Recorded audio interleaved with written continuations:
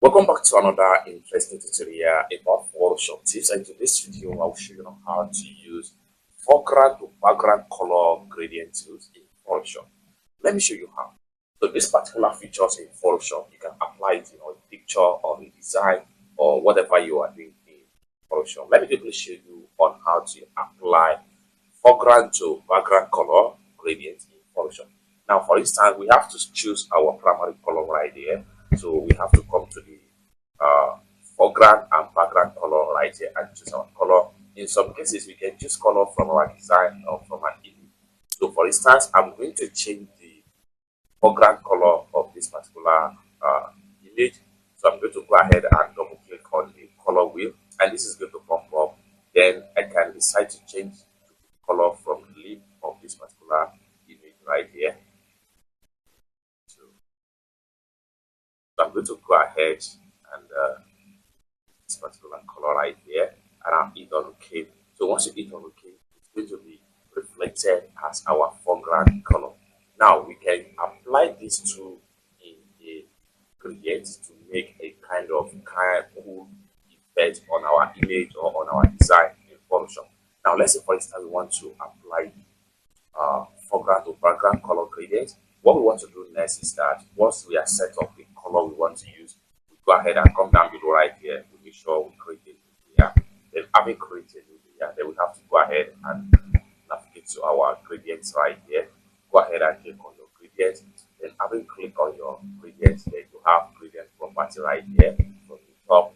Go ahead and click on your gradient editor right here. So once you click on your gradient editor, this is going to pop up right here. Now by default, we have it as our foreground color right here, and we have our background color right here, just like what you have them right here. You can as well change the color from this point right here, and for that, what we want to do is to go ahead and click on here, then click on here again. Then here you can decide to choose that type of color, and it's going to be reflected just like what you see right here. So I'm satisfied with this particular color that was set earlier. One more thing here is that you can load the opacity of your foreground color or your background color. So for us to reduce the opacity, what we want to do is to come down right here. From 100%, we can decide to turn down to about 60%. That is for foreground color. Then go ahead and click on the top right here. We can make sure we adjust the opacity of our background color also to about something like right here. So once you are satisfied with everything, next thing you want to do, go ahead and hit on OK. Now you are good to go. Now the next thing to do now is to apply our foreground color and background color. Now in some cases you may decide to add another cool effect with the help of your foreground and background color. But before that, you need to make sure you always create a new layer. So when you create a new layer, then now you can go ahead and apply it. Press shift key down. You can drag from any angle of your choice. So I drag from the bottom right here onto the inward right here. Now when you had it right here, there is the cover of the image. Then we can go ahead and come to normal right here. So we can have different kind of LED mode right here. This will make our design or our image to have another look entirely.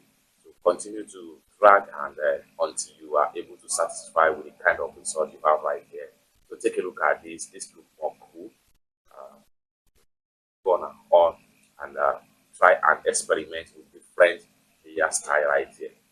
So if you find out that the effect you add is too much as far as foreground and background color is concerned, you can go ahead and control the opacity right here. So you can turn down the opacity as much as possible. This is exactly depends on what exactly you are looking for as far as foreground and background color gradient is concerned, in order to add more beautiful effect to your image or to your design in Photoshop. It's that simple. For more tutorial tips and tricks on how best to use Photoshop like this, consider to subscribe. Thank you so much for watching, and I hope to see you